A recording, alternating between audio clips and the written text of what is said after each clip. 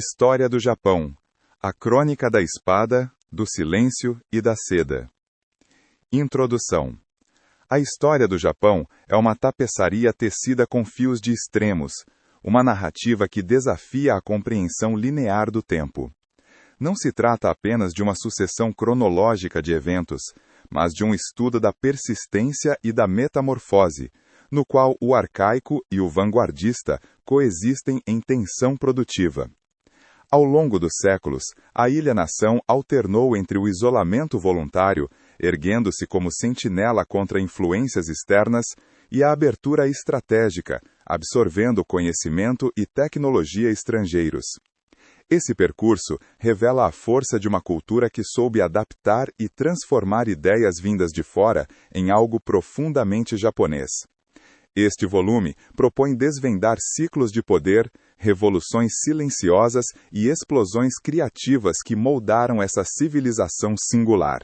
O arquipélago japonês não é apenas uma fronteira física, mas o cenário de uma consciência histórica marcada pela força indomável da natureza. Cercado por mares turbulentos e sujeito a terremotos e catástrofes, o Japão desenvolveu uma relação reverente com o meio ambiente. Montanhas, árvores e rochas foram percebidas como portadoras de essência divina, e a vida passou a ser entendida como equilíbrio entre harmonia cósmica e luta pela sobrevivência.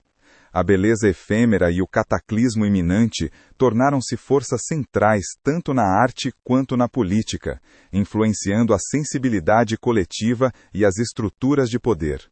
Um dos traços mais marcantes da trajetória japonesa é sua capacidade de assimilação cultural seletiva. Em vez de simplesmente copiar modelos externos, o Japão incorporou sistemas de escrita, filosofias e formas de governo, adaptando-os às suas necessidades. O processo de japonização transformava influências estrangeiras em expressões compatíveis com a estética e os interesses locais. Essa habilidade de aprender e inovar sem perder o núcleo cultural explica como o país conseguiu realizar transições rápidas entre estruturas tradicionais e a inserção no cenário global, mantendo sua identidade. Politicamente, o Japão desenvolveu uma divisão engenhosa entre poder simbólico e poder efetivo. Durante longos períodos, uma figura sagrada representava a continuidade da nação, enquanto a autoridade prática governava de fato. Essa dualidade permitiu estabilidade mesmo em tempos de crise, pois o símbolo permanecia intocado enquanto governos eram substituídos. A convivência entre a mística da corte e a eficiência militar moldou transições históricas e fortaleceu a resiliência institucional. A história japonesa também é marcada por ciclos de construção e dissolução. Guerras internas, desastres naturais e reformas radicais desafiaram a sociedade, mas não a destruíram. A resiliência manifestou-se na reconstrução material e na reformulação de bases sociais e políticas. De cada período de caos emergia uma nova ordem, frequentemente mais estruturada, pronta para enfrentar novos desafios. A aceitação da impermanência tornou-se parte da visão histórica do país. Mesmo sob regimes centralizados e isolacionistas, a criatividade popular floresceu.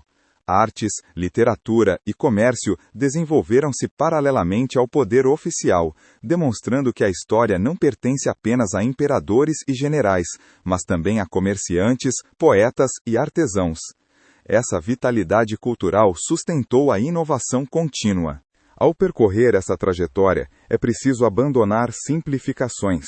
A história do Japão não é linear, mas composta por espirais em que tradição e ruptura convivem. Trata-se de uma narrativa de continuidade e transformação, onde o passado dialoga com o presente.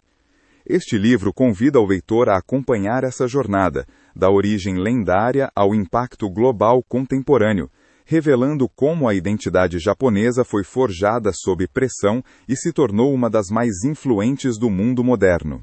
1. A origem mística e os primeiros povos. Através da bruma profunda do tempo, o arquipélago japonês começou a receber as primeiras migrações humanas, aproveitando as pontes terrestres formadas pelas eras glaciais que ligavam as ilhas ao continente asiático. Esses pioneiros, movidos pela busca por recursos e pelo impulso de explorar, lançaram as bases de uma cultura que floresceria em isolamento relativo por milênios.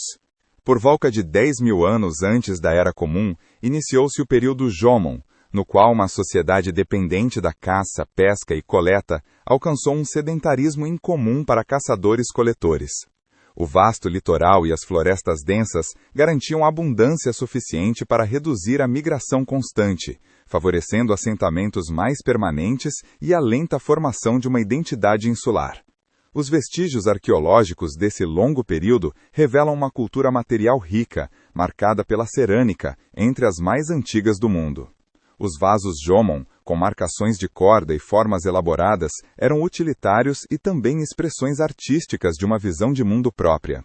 Cozinhar em recipientes de barro ampliou a eficiência e a segurança no processamento de alimentos, contribuindo para a estabilidade populacional e a saúde das comunidades. As estatuetas Dogos sugerem um universo espiritual ligado à fertilidade e aos ciclos naturais, indicando preocupações com o corpo, a vida e a ligação entre o humano e o místico, traço que deixaria marcas profundas na cosmovisão posterior. As comunidades Jomon mantiveram uma estabilidade social notável por quase 10.000 milênios. A ausência de grandes disparidades em túmulos e de arquitetura monumental sugere hierarquias mínimas, possivelmente ancoradas em mérito e idade mais do que em riqueza herdada. Os assentamentos, geralmente pequenos e distribuídos ao longo de rios e costas, dependiam da gestão comunitária dos recursos. O cotidiano era ditado pela relação com o mar e a floresta, caça ao javali e ao veado, coleta de castanhas e bolotas e exploração intensa de frutos do mar. As pilhas de conchas preservadas atestam a importância da dieta marinha e funcionam como arquivos de ambiente e vida. Estratégias de pesca com arpões e anzóis demonstram conhecimento íntimo dos ecossistemas, incentivando um ethos de respeito e cautela diante da natureza, que mais tarde se fundiria a práticas shintoístas. A mudança para esses povos foi lenta. Ferramentas de pedra lascada e polida permaneceram consistentes por longos períodos, e a inovação concentrou-se no refinamento das técnicas de subsistência. Habitações como as casas em postro, escavadas para isolamento térmico e cobertas por palha e barro, indicam investimento comunitário e um grau de complexidade social superior ao de bandos nômades. Ainda que contatos ocasionais com o continente não possam ser excluídos, a adaptação essencial foi endógena, moldada pelas ilhas, criando uma cultura resiliente e autossuficiente, ajustada a um ambiente instável. Esse longo ciclo criou um substrato para a identidade japonesa: reverência pelo artesanal, profundidade espiritual e forte conexão com a paisagem natural. Porém, no final do Jomon, a chegada de novas tecnologias e de uma nova forma de sustento anunciaria uma ruptura decisiva. A introdução da agricultura irrigada transformaria o vínculo com a terra, introduzindo novas dinâmicas de trabalho, propriedade e conflito, substituindo o mundo dos caçadores-coletores estáveis por um cenário em que arados e espadas exigiriam outra ordem social. Com a transição para o período Yayoi, uma onda de inovação vinda da Península Coreana trouxe a rizicultura em campos inundados, revolucionando a capacidade produtiva e o modo de vida. O cultivo de arroz exigia esforço concentrado e coordenado, alterando paisagens e populações. O impacto aparece no crescimento demográfico e na complexificação dos assentamentos. Aldeias maiores demandavam administração de água e calendário agrícola, e obras como diques e canais exigiam liderança, abrindo caminho para a estratificação social e o surgimento de elites que controlavam produção e distribuição. A metalurgia importada acelerou a transformação. O bronze surgiu como prestígio ritual em sinos e espelhos. O ferro, depois, tornou-se central para ferramentas e armas, ampliando produtividade e letalidade. O excedente agrícola favoreceu trocas, acumulação e divisão do trabalho. Diferenças de status tornaram-se visíveis nos enterros, com objetos de prestígio para alguns e simplicidade para outros, refletindo a ascensão de chefes locais com maior controle sobre trabalho, técnica e redes de comércio. A competição por terras férteis e água motivou conflitos, e assentamentos fortificados sinalizam guerra recorrente, valorizando guerreiros e institucionalizando liderança militar. Registros chineses, como o livro de Han Tardia, descrevem os habitantes como povo Hua, divididos em comunidades e pequenos estados que enviavam emissários em busca de reconhecimento e bens imperiais, revelando a importância do prestígio continental para legitimar poder interno. Nesse cenário, a figura da rainha Himiko de Yamatai surge como foco de poder regional, governante xamânica que uniu comunidades por autoridade política e religiosa, sugerindo que a legitimidade nas origens do Estado era inseparável da esfera ritual. Ao final do Yayoi, o Japão havia se transformado em um mosaico de reinos e chefaturas, com hierarquia, agricultura intensiva e guerra organizada preparando o palco para a consolidação de uma autoridade central.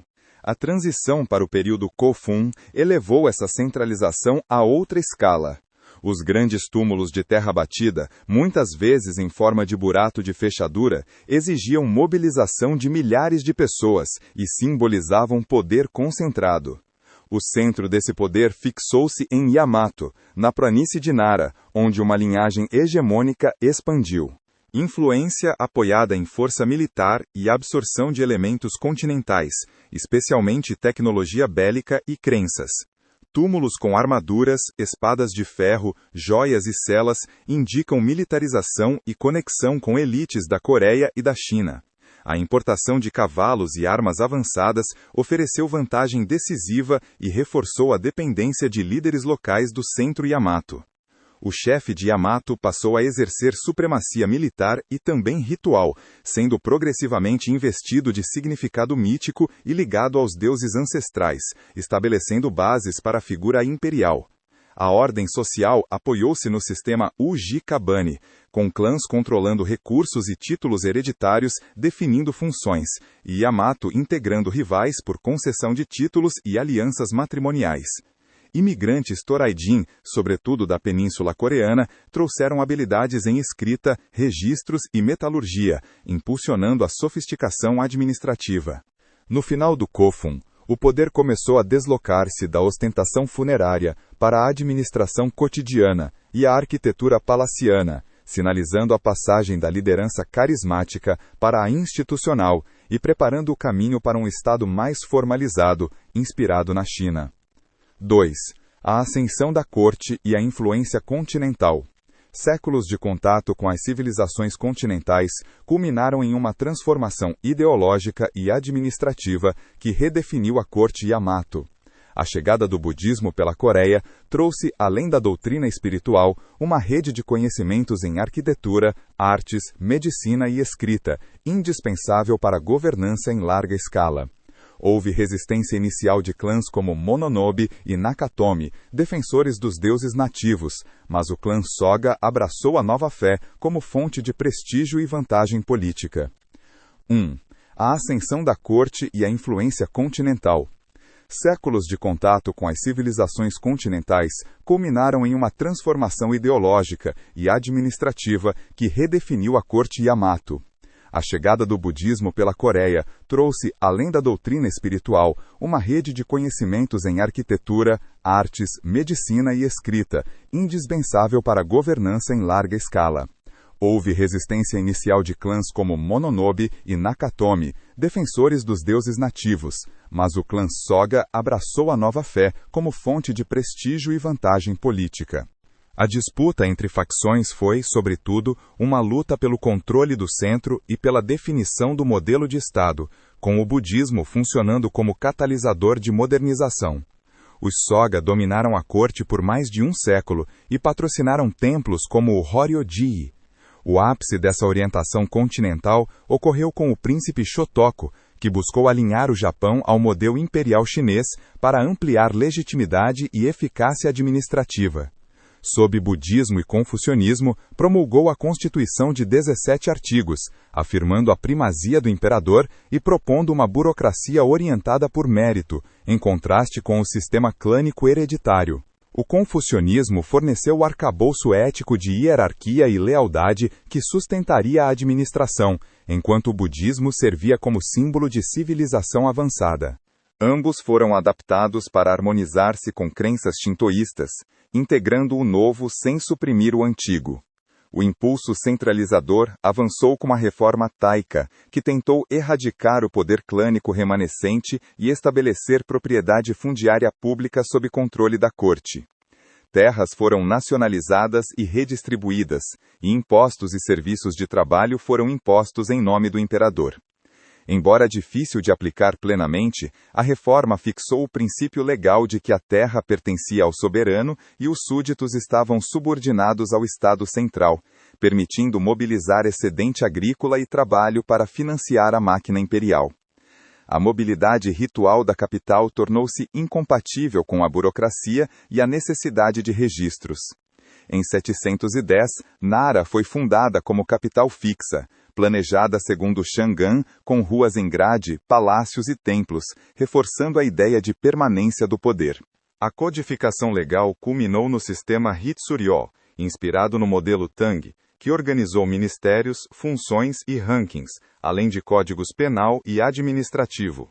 A escrita e a documentação tornaram-se pilares do Estado, registros de terras, censos e genealogias, e a compilação do Kojiki e do Nihon Shoki consolidou a narrativa da linhagem imperial como descendente de Amaterasu, usando a tecnologia importada para solidificar a autoridade nativa e construir memória histórica coesa. A complexidade de Nara e do Hitsuryo exigiu oficiais instruídos, levando à formação educacional da aristocracia nos clássicos chineses.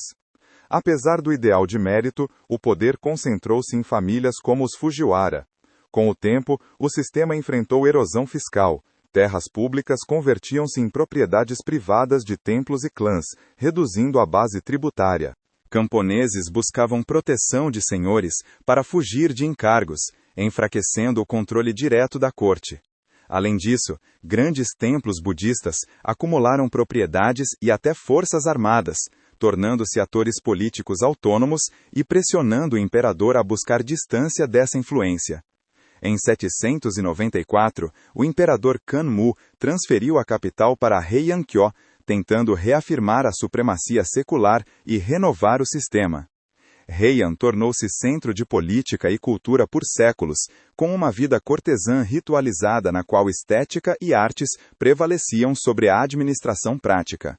A política foi dominada por alianças matrimoniais e pela manipulação de cargos, permitindo que famílias governassem em nome de um imperador, muitas vezes isolado em rituais. Os Fujiwara, casando suas filhas com imperadores e controlando a regência, dominaram o poder executivo, consolidando a dualidade, legitimidade imperial como símbolo e governo real nas mãos de regentes. Enquanto a corte refinava sua estética e desenvolvia a escrita kana, a autoridade sobre províncias distantes se enfraquecia. A literatura, como o conto de Genji, retrata a obsessão por status e beleza, contrastando com a desagregação da ordem nas fronteiras. Para proteger propriedades rurais e manter a ordem sem um centro efetivo, nobres e templos formaram grupos armados privados que evoluiriam para os primeiros samurais. O luxo de Heian dependia do campo, mas a gestão das terras e a coleta de impostos tornavam-se cada vez mais difíceis. Oficiais provinciais, associando-se a grandes proprietários, convertiam-se em líderes regionais com seus próprios exércitos. Para proteger propriedades rurais e manter a ordem sem um centro efetivo, nobres e templos formaram grupos armados privados que evoluiriam para os primeiros samurais. O luxo de Heian dependia do campo, mas a gestão das terras e a coleta de impostos tornavam-se cada vez mais difíceis. Oficiais provinciais, associando-se a grandes proprietários, convertiam-se em líderes regionais com seus próprios exércitos. Para proteger propriedades rurais e manter a ordem sem um centro efetivo, nobres e templos formaram grupos armados privados que evoluiriam para os primeiros samurais. O luxo de Heian dependia do campo, mas a gestão das terras e a coleta de impostos tornavam-se cada vez mais difíceis. Oficiais provinciais, associando-se a grandes proprietários, convertiam-se em líderes regionais com seus próprios exércitos. Assim, o ideal centralizador do Hitsuryō era corroído por propriedades isentas e pela força armada provincial, preparando o terreno para a ascensão do poder militar. 3. A Era dos Samurais e o domínio militar. O declínio gradual da autoridade civil da corte Heian coincidiu com o crescimento e a profissionalização das forças militares nas províncias, abrindo caminho para uma das grandes viradas da história política japonesa, a ascensão dos samurais. No início, esses homens de armas eram coletores de impostos e guardas de propriedades rurais, ligados a clãs que possuíam terras e recursos. À medida que a burocracia central se mostrava incapaz de manter a ordem nas regiões distantes do arquipélago, os nobres de Kyoto passaram a depender cada vez mais desses guerreiros para impor sua vontade, e a classe militar preencheu, de forma orgânica, o vácuo de poder. Com o tempo, os samurais desenvolveram um código de conduta não escrito que se cristalizou no Bushido, o caminho do guerreiro. Esse ethos valorizava lealdade inquestionável ao Senhor, disciplina, coragem e aceitação da morte. A honra tornou-se a moeda social mais valiosa, e a disposição de enfrentar a morte para evitar a desonra distinguiu essa classe e moldou sua relação com o poder. Essa mentalidade contrastava com o universo cortesão, centrado em rituais, estética e prestígio simbólico, marcando uma bifurcação cultural. A capital preservava o refinamento, enquanto o campo concentrava a força. Clãs guerreiros como os Taira e os Minamoto começaram a influenciar diretamente os assuntos da corte, sendo convocados para resolver disputas internas entre famílias nobres. Ao atuar na capital, inicialmente como mercenários, acumularam conhecimento sobre as dinâmicas políticas e sobre as fragilidades da autoridade civil. Somada à superioridade militar, essa experiência os colocou em posição de arbitragem. A espada passou a funcionar na prática como extensão da lei, relativizando a legitimidade fundada apenas no nascimento aristocrático. As rebeliões Hogen e Heiji, no século XII, inauguraram uma sequência de conflitos decisivos. Os Taira prevaleceram no início e estabeleceram um governo de clã em Kyoto, integrando-se às intrigas e aos hábitos da corte. Contudo, essa proximidade com o estilo de vida Heian enfraqueceu sua base militar provincial. A ascensão e queda dos Taira evidenciou que o poder real já não residia nos rituais de Kyoto, mas na capacidade de mobilizar e sustentar exércitos nas vastas terras do Japão, onde a força era mais determinante do que a poesia. A derrota final dos Taira pelos Minamoto na Guerra Genpei, selada em Dan-no-ura, marcou o fim do domínio da aristocracia civil e o início do governo militar. Minamoto no Yoritomo, líder vitorioso, evitou se mudar para Kyoto e se envolver na sedução da vida cortesã. Em vez disso, fixou seu centro administrativo em Kamakura, distante da capital imperial, e criou o Bakufu, o governo de tenda, base do shogunato que passaria a governar em nome do imperador por séculos. Em 1192, o shogunato Kamakura formalizou a dualidade japonesa. O imperador e sua corte mantinham a autoridade ritual e simbólica em Kyoto, enquanto o shogun concentrava o poder administrativo e militar. Para assegurar controle, Yoritomo nomeou Shugo nas províncias e Jito nas propriedades, garantindo impostos e lealdade, formando uma rede descentralizada que transformou os samurais na nova elite governante. Apesar da engenhosidade institucional, o poder dentro da linhagem de Yoritomo revelou-se efêmero. Após sua morte, o controle efetivo passou ao clã Hojo, que assumiu a regência do shogunato. Os Hojo governaram com eficiência e repeliram as invasões mongóis no século XIII, episódio que reforçou a identidade militar do arquipélago e consolidou o imaginário do kamikaze, o vento divino. No entanto, o custo financeiro das campanhas e a dificuldade de recompensar os samurais enfraqueceram a base de apoio do regime, ampliando instabilidade e ressentimentos. Nesse cenário, o imperador Go-Daigo tentou restaurar o poder imperial direto no século XIV, explorando o descontentamento contra os Hojo. A restauração Kenmu derrubou o shogunato Kamakura, mas não conseguiu criar uma ordem duradoura.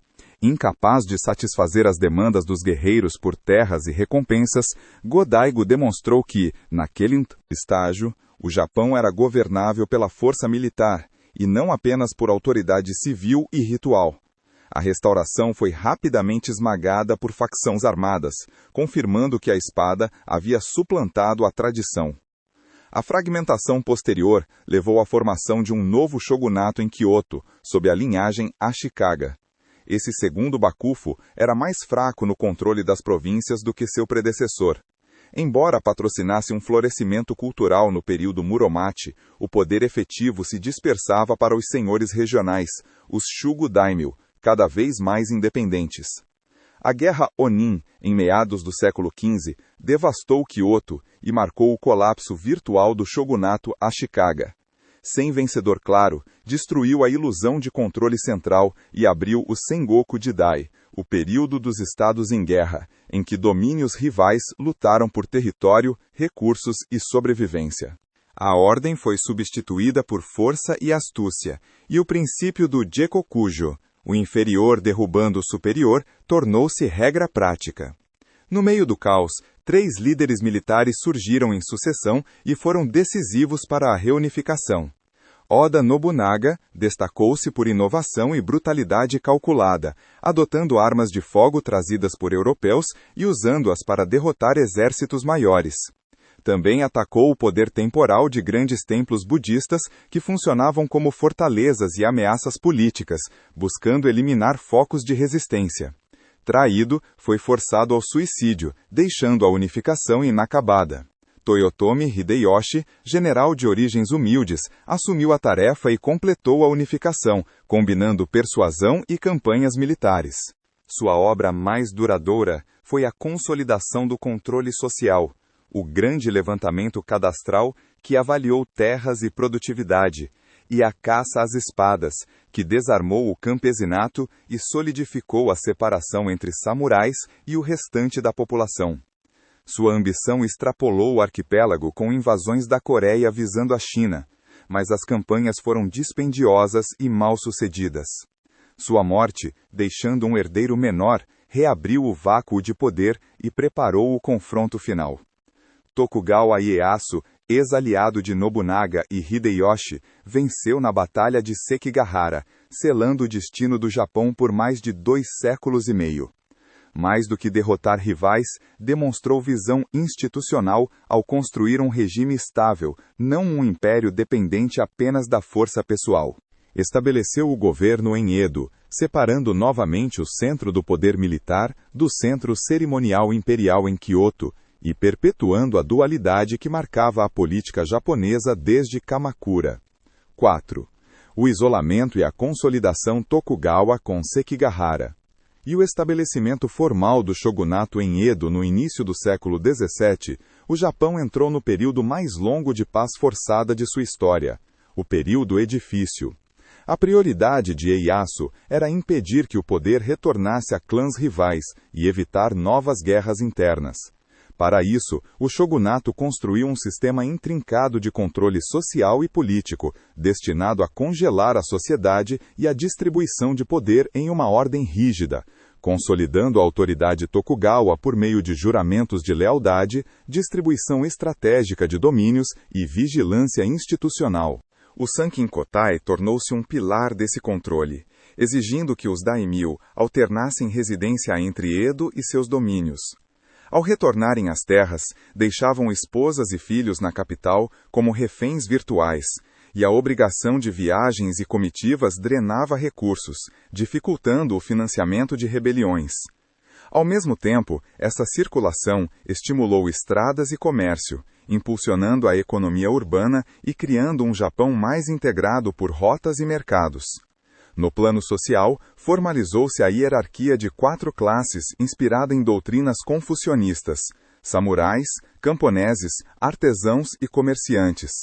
Os samurais, sem guerras para travar, foram convertidos em burocracia civil, mantendo status e privilégios, mas exercendo funções administrativas. Leis estritas regulavam vestimentas, casamentos e moradias, preservando distinções. Ainda assim, a rigidez era mais ideal do que realidade. Comerciantes enriqueceram com o dinamismo urbano, enquanto muitos samurais, presos a estipêndios fixos, se endividaram, gerando tensões que corroíam a estrutura formal. O controle ideológico reforçou essa ordem com o neoconfucionismo como filosofia oficial, exaltando obediência, lealdade hierárquica e estabilidade. Em paralelo, consolidou-se o sakoku, isolamento quase total por cerca de 200 anos, com contatos externos estritamente controlados com China, Coreia e holandeses em Dejima, Nagasaki. Parte da motivação era conter o cristianismo introduzido no século XVI, visto como ameaça política e ideológica. A repressão foi dura, com expulsão de missionários e comerciantes portugueses e espanhóis. O isolamento, porém, não foi a ausência completa de contato, mas uma administração rigorosa do fluxo de informações e tecnologias, preservando o status quo. Paradoxalmente, a paz imposta e o comércio interno favoreceram um florescimento cultural e econômico nas cidades de Edo, Osaka e Kyoto. A energia antes consumida por guerras foi direcionada à produção, ao consumo e às artes, elevando o nível de vida urbano. Edo cresceu até se tornar uma das maiores cidades do mundo, símbolo do êxito administrativo do regime em manter ordem e segurança nas rotas de comunicação. A demanda criada pelo Sankin Kotai impulsionou bens e serviços, fortalecendo a classe mercantil, que, embora situada no degrau mais baixo da hierarquia, passou a controlar o capital e exercer poder financeiro sobre samurais endividados. Essa contradição entre status social e poder econômico tornou-se uma fissura central. Nesse cenário urbano, consolidou-se o ukiyo, o mundo flutuante, com teatros kabuki, casas de chá e distritos de entretenimento. As gravuras ukiyo-e democratizaram a arte ao retratar atores, cortesãs e paisagens, capturando a vitalidade e o hedonismo das cidades. O bunraku também floresceu, oferecendo dramas sobre honra, conflitos morais e vida cotidiana, ao lado de uma literatura popular voltada a um público alfabetizado crescente, interessado em aventura, romance e sátira. A estabilidade política forneceu tempo e recursos para essa explosão cultural. Contudo, a paz Tokugawa trouxe estagnação administrativa e crise financeira latente. O sistema agrário, base da tributação, passou a não sustentar o crescimento populacional e os custos fixos da burocracia samurai. A incapacidade de adaptar-se às mudanças econômicas internas, somada ao isolamento, ampliou vulnerabilidades diante das potências ocidentais, cujas inovações navais e militares representavam ameaça. Tentativas ocidentais de contato foram rejeitadas, mas navios russos, britânicos e americanos se aproximaram das costas, e incidentes sucessivos expuseram a fragilidade defensiva do arquipélago. A ruptura decisiva veio em 1853 com o comodoro Matthew Perry e seus navios negros, cuja demonstração de força forçou o Tratado de Kanagawa em 1854, abrindo portos. Em seguida, tratados com outras potências resultaram nos tratados desiguais, com extraterritorialidade e tarifas baixas, humilhando o regime e prejudicando a economia. A crise interna e o ressentimento de daimyo marginalizados alimentaram um movimento que clamava pela restauração do imperador e pela expulsão de estrangeiros. O Sono Joy transformou o imperador em símbolo de unidade nacional contra o shogunato, enquanto clãs como Satsuma e Shoshu modernizavam exércitos em segredo com tecnologia ocidental. Dividido e obsoleto, o regime Tokugawa aproximava-se do colapso, prestes a ser substituído por uma nova ordem que buscaria na modernização acelerada a sobrevivência nacional. 5. A restauração Meiji e a modernização acelerada. A onda de descontentamento interno e a pressão externa que expuseram a fragilidade do shogunato Tokugawa culminaram em um golpe de Estado em 1868, conduzido por samurais de clãs ocidentais, sobretudo Satsuma e Shoshu. A chamada Restauração Meiji foi uma revolução de elite que não pretendia abolir a ideia de autoridade central, mas transferir o poder efetivo da burocracia militar do shogun para a corte imperial, usando o jovem imperador Meiji como símbolo unificador. Seus líderes perceberam que a sobrevivência do Japão como Estado independente dependeria da adoção rápida de tecnologias e instituições ocidentais, algo que o sistema Tokugawa, envelhecido e dividido, já não conseguia executar. Os primeiros anos foram dedicados ao desmantelamento sistemático da ordem política e social construída ao longo de cerca de 2 séculos e meio. O shogunato foi abolido e os daimyo foram persuadidos a devolver suas terras ao imperador, processo facilitado por compensações e pela ameaça implícita do uso da força. O antigo sistema de domínios foi substituído por prefeituras, centralizando a administração sobre o novo governo. Essa reorganização unificou o Japão política e administrativamente, permitindo aplicar reformas de modo mais uniforme e removendo barreiras internas à circulação de pessoas e ao comércio. Uma das mudanças mais radicais e dolorosas foi a abolição das classes formais, especialmente da classe samurai. Os samurais perderam privilégios, como o direito exclusivo de portar espadas, e os estipêndios hereditários foram gradualmente substituídos por pensões e títulos. A medida era crucial para criar uma sociedade moderna, ao menos em teoria, igual perante a lei, mas gerou resistência e rebeliões, com destaque para a rebelião Satsuma, liderada por Saigo Takamori. O novo exército imperial, agora formado por recrutas de origem comum e equipados segundo padrões ocidentais, derrotou os últimos samurais em combate, selando o fim da era guerreira e afirmando a primazia da força organizada do Estado sobre a honra individual. No plano ideológico, o regime ressignificou a tradição ao elevar o shintoísmo à condição de religião estatal e ao sacralizar a figura do imperador como centro de lealdade nacional, tratado como Arahitogami. Esse culto político serviu como ferramenta de unificação e mobilização, oferecendo uma justificação mística para reformas profundas e rápidas. Em vez de descartar o passado, o Estado Meiji o reconfigurou como base simbólica para centralização e modernidade, criando um alicerce ideológico que sustentaria a construção institucional seguinte. A prioridade imediata, após consolidar o poder, foi tornar o Japão militarmente forte. A Lei de Conscrição de 1873 estabeleceu um exército nacional de serviço obrigatório, rompendo com a tradição de que a guerra era monopólio samurai. Exército e marinha passaram a ser treinados e equipados com auxílio de conselheiros estrangeiros, alemães e britânicos, tornando-se vitrines do novo Estado e instrumentos centrais da modernização. Paralelamente, sob o lema Fukoku Kyohei, o governo adotou industrialização dirigida pelo Estado. Investiu em ferrovias, telégrafos, estaleiros e fábricas modelo em setores estratégicos, como têxteis, aço e construção naval. Essas empresas, em muitos casos, foram administradas pelo governo para demonstrar a viabilidade das novas técnicas e depois transferidas a grupos privados em condições favoráveis, impulsionando a formação dos grandes conglomerados, os Zaibatsu. A colaboração entre governo e grande capital acelerou a industrialização. Famílias e grupos como Mitsui, Mitsubishi e Sumitomo foram apoiados para se tornarem monopólios diversificados, dominando setores-chave e oferecendo base financeira e industrial à expansão militar.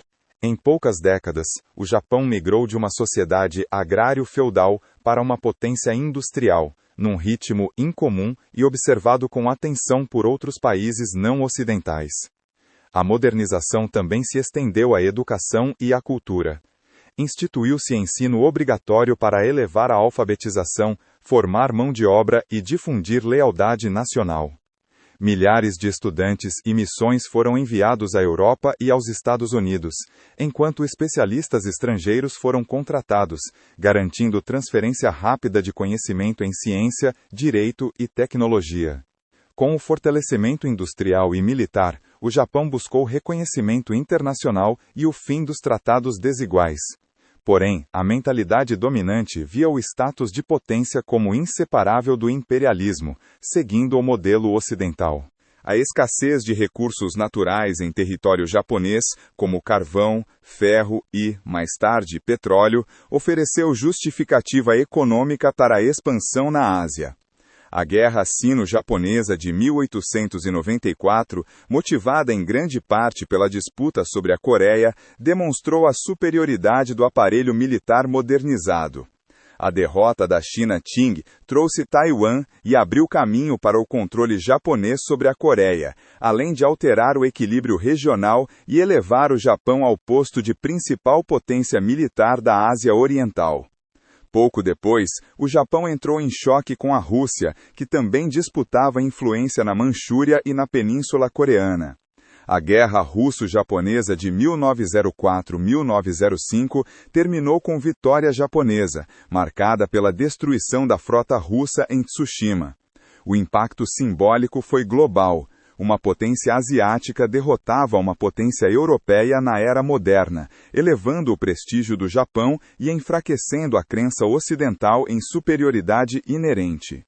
A consequência imediata foi o domínio sobre a Coreia, anexada formalmente em 1910, e a ampliação da influência na Manchúria por meio de direitos de arrendamento e controle ferroviário. As vitórias e a nova posição internacional contribuíram para encerrar os tratados desiguais, mas o caminho escolhido para a grandeza plantou sementes de conflitos futuros. 6. A Grande Guerra e o caminho para a tragédia. A participação japonesa na Primeira Guerra Mundial foi limitada em combate direto, mas gerou benefícios econômicos e um aumento de confiança nacional. Como aliado, o Japão aproveitou a distração europeia para expandir influência na China, tomar possessões alemãs no Pacífico e em Shandong e tornar-se grande fornecedor de bens, vivendo um boom exportador e acumulando riqueza. A prosperidade, associada ao aumento de educação e urbanização, favoreceu um breve experimento de política partidária na década de 1920, período frequentemente chamado de Taisho Democracy. Partidos competiam, buscou-se maior responsabilidade de gabinete perante a dieta, e em 1925 foi instituído o sufrágio universal masculino.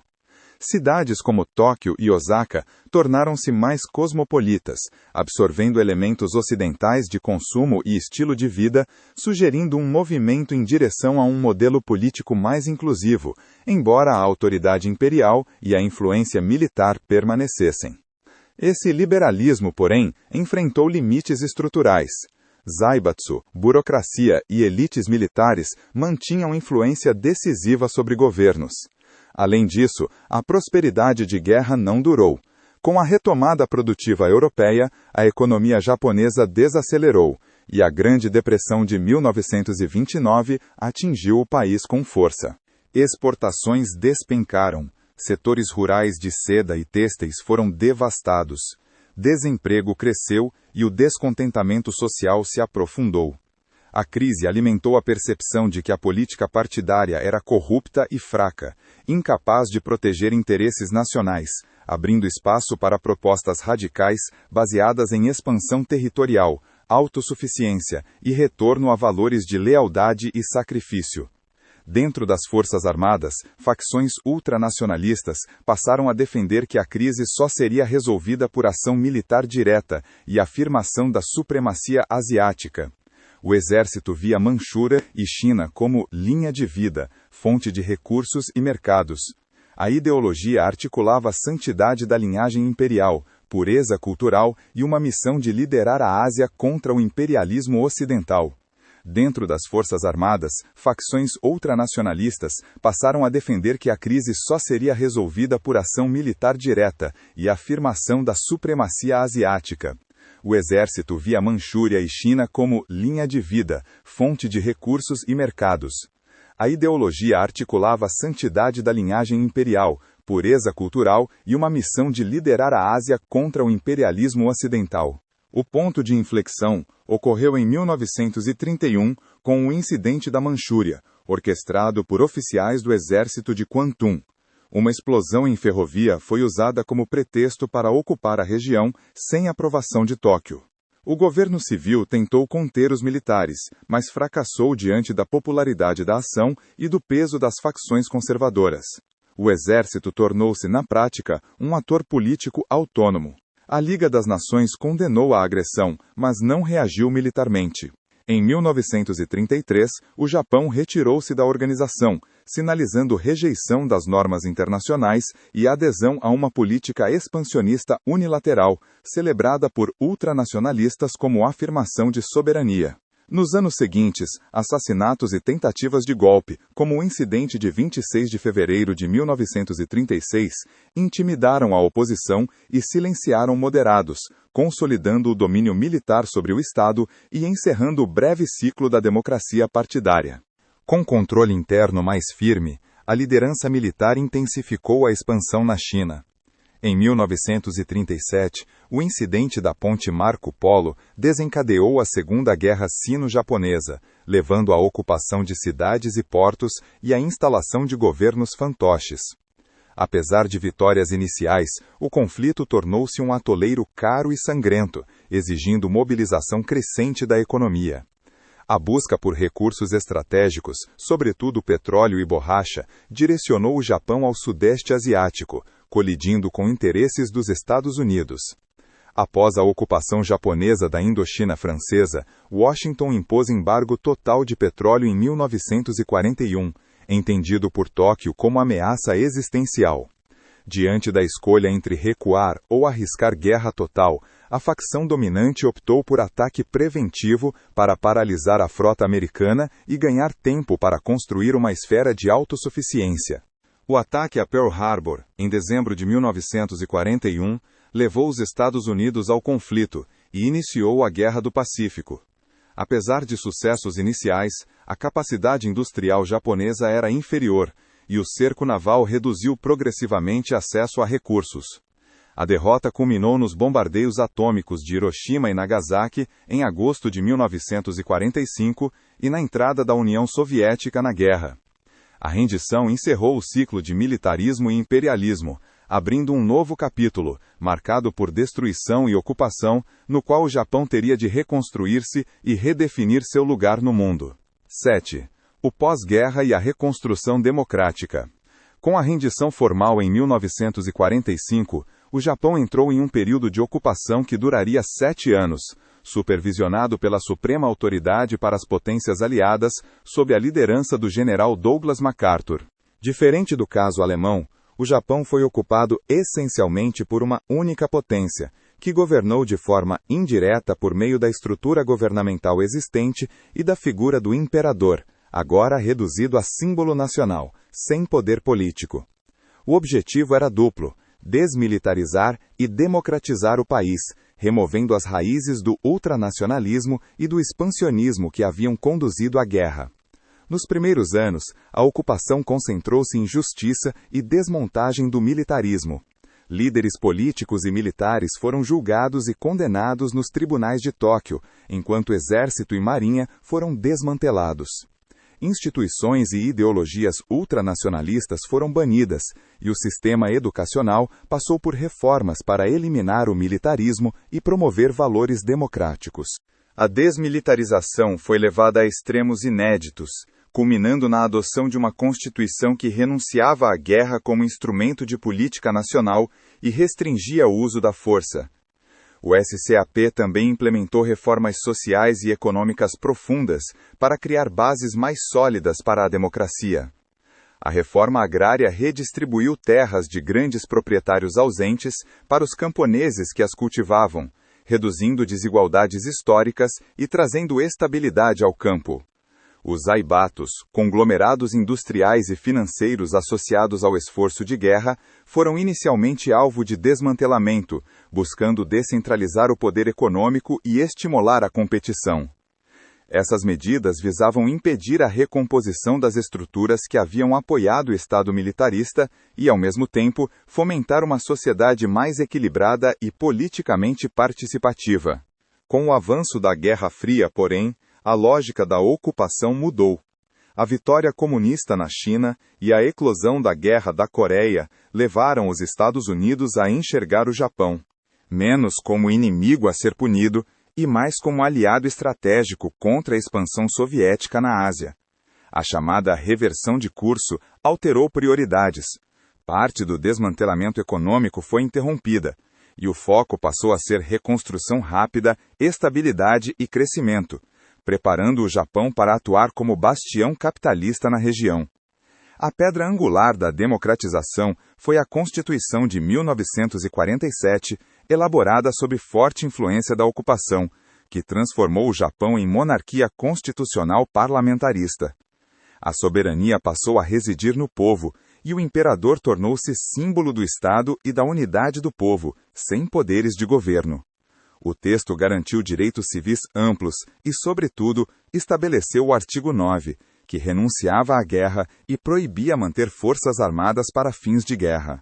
Esse pacifismo constitucional redefiniu a identidade do Japão pós-guerra e se tornou referência moral e política, ainda que, na prática, viesse a gerar dilemas de segurança.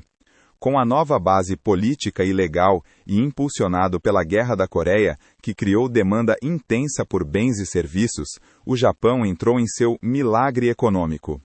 Empresas reconstruíram-se rapidamente, beneficiadas por mão de obra educada, tecnologia importada dos Estados Unidos e custos de capital relativamente baixos. A recuperação tomou como eixo as indústrias de exportação, como eletrônicos, automóveis e aço.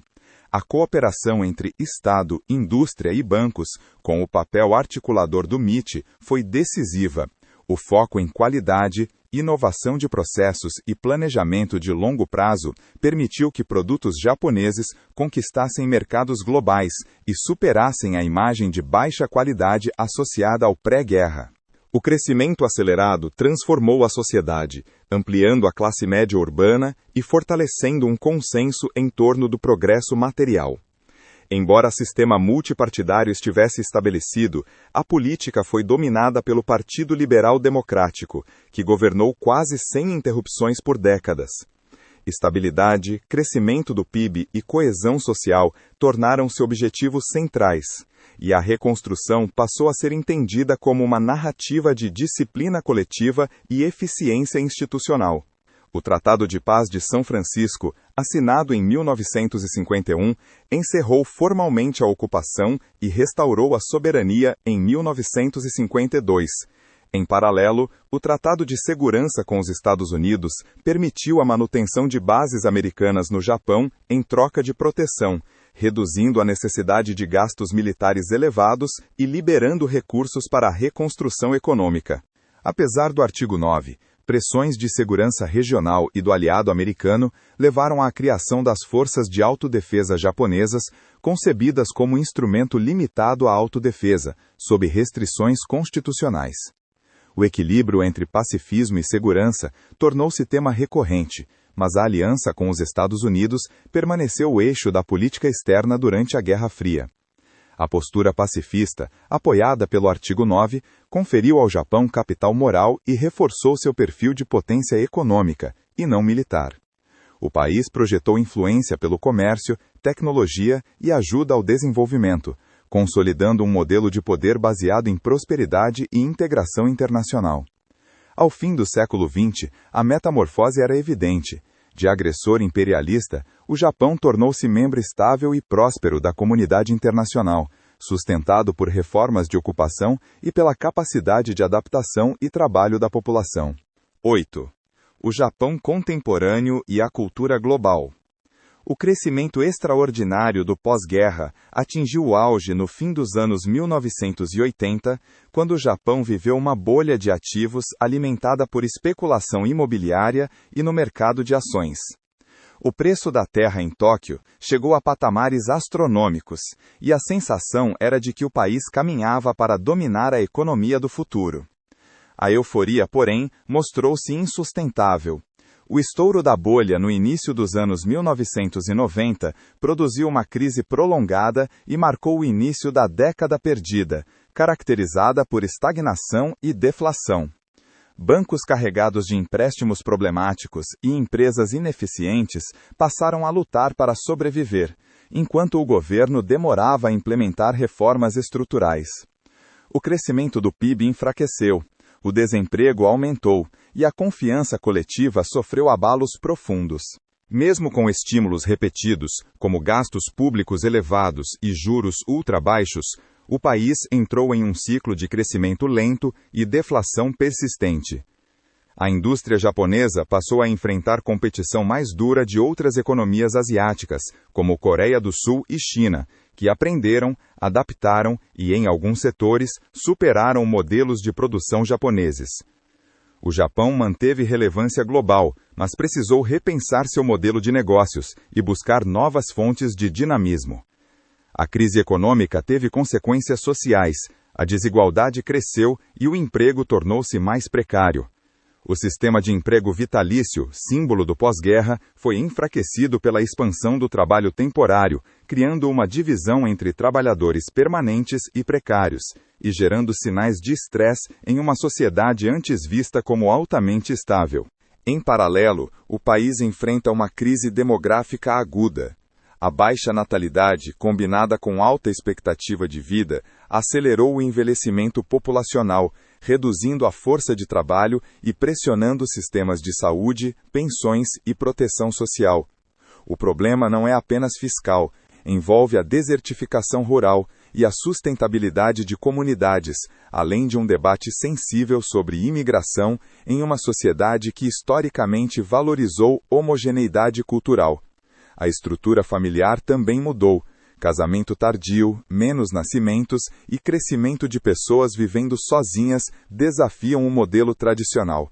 As mulheres ampliaram presença no mercado de trabalho e buscam carreiras, embora ainda encontrem barreiras para a igualdade salarial e para alcançar posições de liderança política e empresarial. A urbanização e a revolução tecnológica remodelaram as relações sociais. A internet conectou o Japão ao mundo, mas também contribuiu para fenômenos de isolamento, como hikikomori, e para dependências ligadas a tecnologias de comunicação. O país, mesmo quando parece estável, lida com tensões relacionadas à identidade, propósito e ao equilíbrio entre tradição e as exigências da modernidade global, mantendo um esforço constante de adaptação. Apesar dos desafios internos, a influência cultural e tecnológica do Japão permanece desproporcional ao tamanho do país e ao ritmo de sua economia. O soft power tornou-se ativo estratégico, com a promoção do Cool Japan como marca nacional. A força da cultura pop é evidente. Anime e mangá ganharam audiência global, influenciando cineastas, artistas e autores em diferentes continentes. De narrativas introspectivas a grandes franquias, a estética e a forma de contar histórias oferecem alternativas marcantes às matrizes culturais ocidentais, criando vínculos emocionais que atravessam idioma e política. No campo tecnológico, o Japão segue como referência em robótica, eletrônicos e pesquisa aplicada, mantendo padrões de precisão, confiabilidade e design. Embora tenha sido desafiado por China e Coreia em diversos segmentos, continua na vanguarda em áreas estratégicas de pesquisa e desenvolvimento. O Japão contemporâneo, assim, vive entre dois vetores: o peso da demografia e do crescimento lento e o dinamismo de sua produção cultural e tecnológica. A trajetória de Yamato à era digital permanece marcada por ciclos de assimilação e reinvenção, demonstrando que sua permanência no palco global se apoia, acima de tudo, na capacidade de adaptar-se sem perder um senso profundo de continuidade histórica.